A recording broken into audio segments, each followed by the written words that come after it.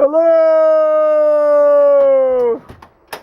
Hello! How are you? Well, you just timed that one just right. Outstanding. Am I on the air? Yes, you're on. You're on the air there for the moment. Yes. Well, guys, as you can see, my son Thomas has shown up today here on Monday, June 16th. This is, of course, a massive treat for me, so I'm sure we'll be sitting here yakking for a bit. How have you been? I've been good. Hi, YouTubers. Well, I'm sure we'll be back here somewhere. Parent coming across me and finding Now Thomas has just had a very interesting foreign policy idea. I don't know if it's a foreign policy idea. I think, but carpet bombing. Yes, we were discussing the situation in Iraq right now. Are you saying bombing or bombing? Bombing. Okay. BOMBING. Right. Yeah. And your policy Well, advice was these ISIS guys wouldn't have any territory if there really wasn't any territory left to take over, right? I mean, I'm not saying carpet bomb all of Mosul, because there's a bunch of innocent people living there. Carpet bombing. Think about it, President Obama. What a waste product. Now I want you to note what my son just did. Now here, show him that shard. Show him the evidence. Here.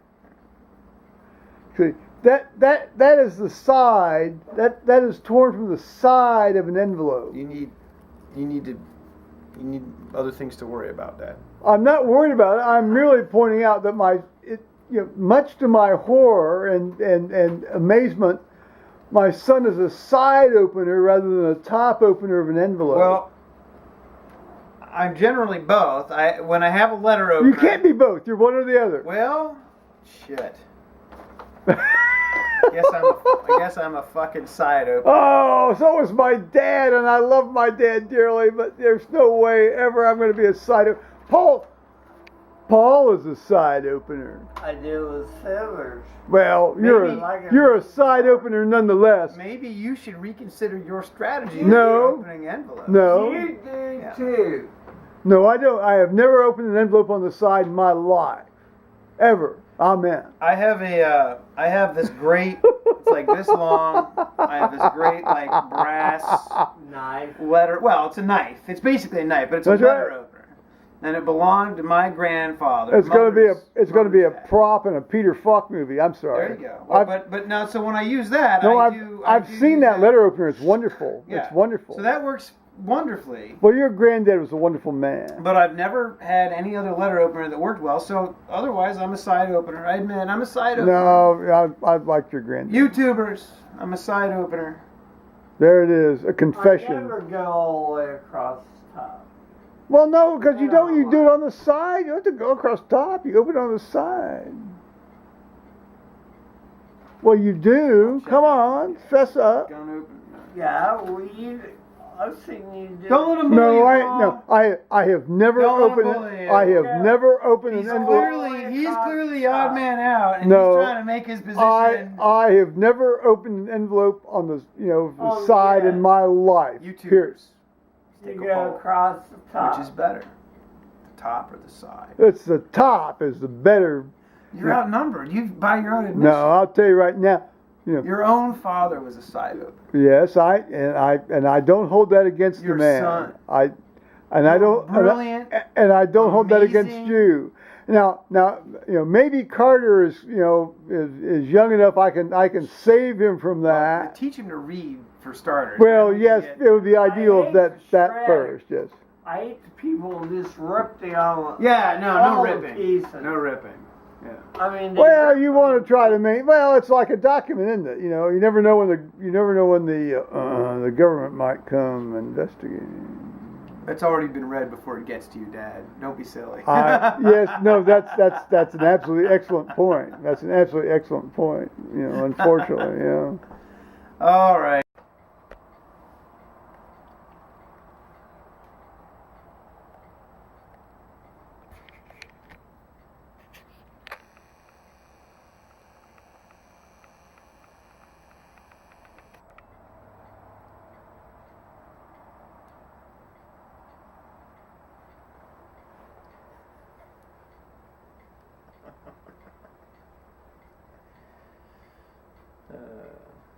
Well,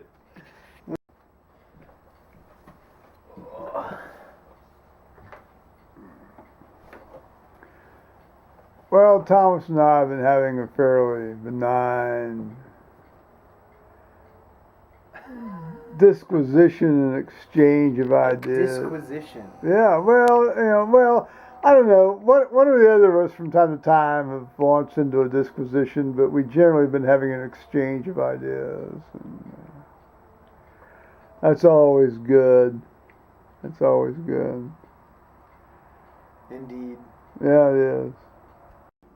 Well, and we're back, and Thomas and I were talking about living in Australia, and what was the thing that got us going? Well, we were discussing the various sort of incest rates. Oh, no, we're talking about that family down there that had like 40 incestuous relationships and so forth, and well, the family that loves together stays together, I guess so. And Good heavens. so.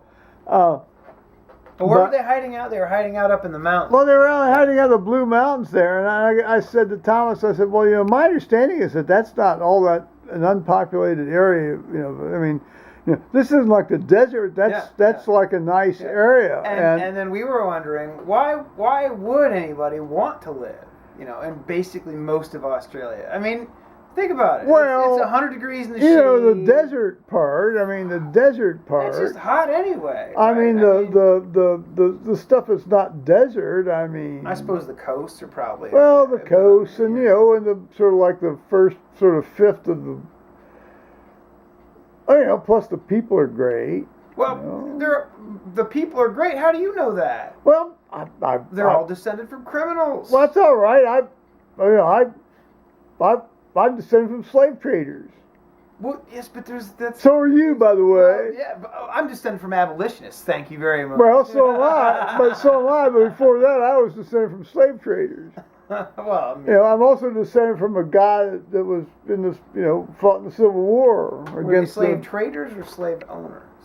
Well, probably both. difference? Well, no, probably both actually. Yeah. Quite honestly, because once 1808 came around, my family fled up here to that, and that was when the constitutional prohibition against slave trading kicked in. Yeah. My family came up here to Ohio. Our family came up here to Ohio. Our family, thank you very much. Yes, because we are Kerseys here in Ohio. That's right. Yes, we are. That's right. Yes, we are. And I hope you enforce that or impress that upon Carter. Oh, I will. Yeah, we talk about that. Yeah. When you can finally get his mind off the fucking robots and crap like that. Well, it's not crap. It's imagination. I understand. I like imagination, but there's crap imagination. There's valuable imagination. Well, I don't think you could put value judgments on imagination. Yes, I can. Yes, I can. Yes, I can, and yes, I do. And I am doing so right now. Yeah, but any imagination is good imagination. No, it's not. No.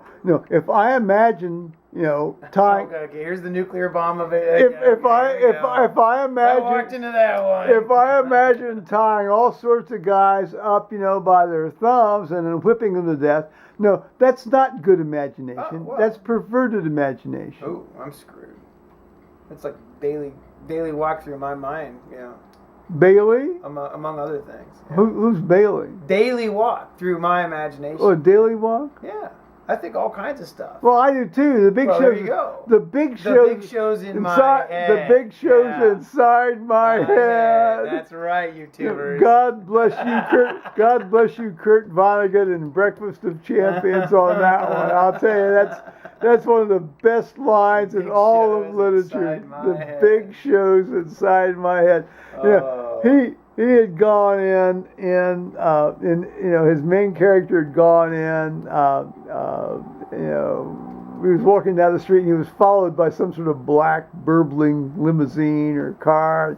He went into a cafe and he was wearing these mirrored sunglasses and he was talking about sitting in the cafe wearing these mirrored sunglasses, and the waitress came over and she sort of stood there in front of him for a moment, maybe a little bit more than a moment, and he just sort of looked up at her, you know, through the mirrored sunglasses, but you couldn't tell where he was looking. He could have been looking off to the side for all sure, she knew.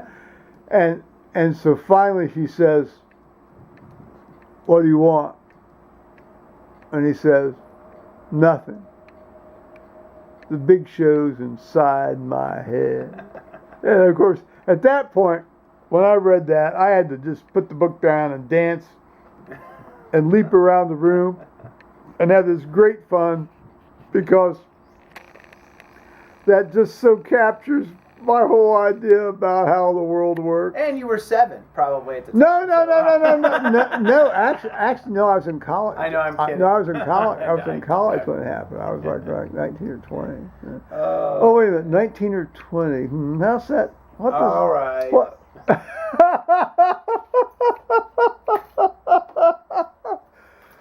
Well, now before I run my son out of here, I'm just going to have to say bye-bye, YouTubers. Bye, YouTubers. So Thomas is going home now. God bless him. Be careful, sweet Yes, soul. I will. Bye, YouTubers. Well, indeed. Bye, Dad.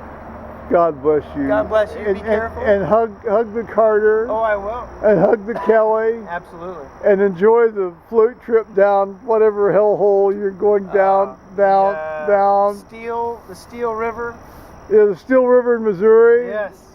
Well, see, he's going down with his father-in-law. Yes. And that's great, because Tom Weatherby's a great guy. Yes, And he's a good guy. And so he sort of used Thomas as the son he never had, and that's good.